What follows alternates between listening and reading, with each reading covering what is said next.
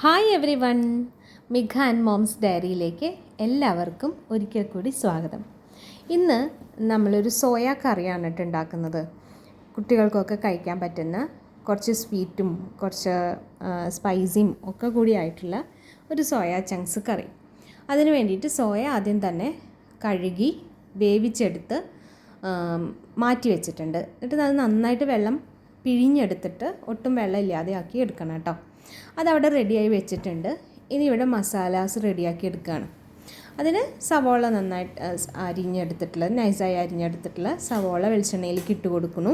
ഇനി അത് നന്നായിട്ടൊന്ന് മൂപ്പിക്കണം. ഇഞ്ചി വെളുത്തുള്ളി പേസ്റ്റ്, കറിവേപ്പില, പച്ചമുളക്, തക്കാളി ഇത്രയും തന്നെയാണ് അതിലേക്കും വേണ്ടത്. അപ്പോൾ നമ്മൾ ഓരോന്നോരോന്നായി ഇട്ട് കൊടുത്തിട്ട് മസാല വഴറ്റിയെടുക്കുകയാണ് ചെയ്യണത് കേട്ടോ. കഴിഞ്ഞ ആഴ്ചയിലായിട്ട് നമ്മൾ കുറച്ച് ലഞ്ചിനൊക്കെ നമുക്ക് പ്രിപ്പയർ ചെയ്യാൻ പറ്റുന്ന പെട്ടെന്ന് കുറച്ച് ബിരിയാണി റൈസോ അങ്ങനെ എന്തെങ്കിലും വെച്ചിട്ട് പെട്ടെന്ന് ക്വിക്കായിട്ടൊരു ലഞ്ച് ഉണ്ടാക്കിയെടുക്കാൻ പറ്റുന്ന ഒരു 6 റൈസസ് നമ്മൾ ചെയ്തിട്ടുണ്ടായിരുന്നു. കഴിഞ്ഞ വീക്കിൽ ഷോർട്സിലായിട്ടും വീഡിയോസായിട്ടും ഒക്കെ പോസ്റ്റ് ചെയ്തിട്ടുണ്ടായിരുന്നു. കാണാത്തവരുണ്ടെങ്കിൽ ഒന്ന് കണ്ടു നോക്കണം കേട്ടോ. ലഞ്ച് ബോക്സിൽ നമുക്കത് കൊടുത്തയക്കാം. കുട്ടികൾക്ക് ഇഷ്ടപ്പെടുന്നതാണ്.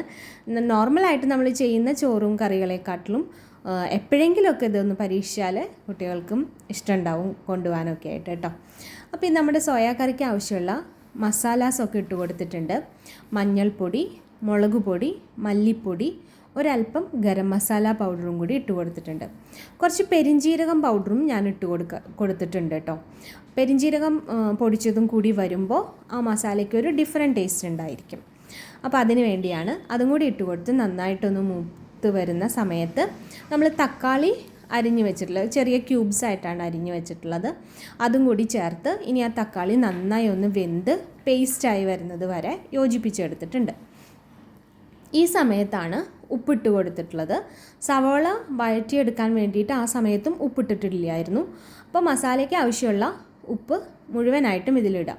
ഞാൻ സോയ വേവിച്ചെടുക്കുന്ന സമയത്ത് കുറച്ച് ഉപ്പ് ചേർത്തിട്ടാണ് വേവിച്ചെടുത്തിട്ടുള്ളത്. ഇത്രയും നന്നായിട്ട് മിക്സ് ചെയ്ത് എല്ലാം നന്നായി എണ്ണ തെളിഞ്ഞ് വരുന്ന ഒരു അവസ്ഥയിലാവുമ്പോഴത്തേക്കും സോയ ചങ്ക്സ് വേവിച്ച് മാറ്റി വെച്ചിട്ടുള്ളതും കൂടി ചേർത്ത് നന്നായി മിക്സ് ചെയ്യുകയാണ് ചെയ്യുന്നത്. എന്നിട്ട് ഒരല്പം വെള്ളം കൂടി ഒഴിച്ചു കൊടുക്കും.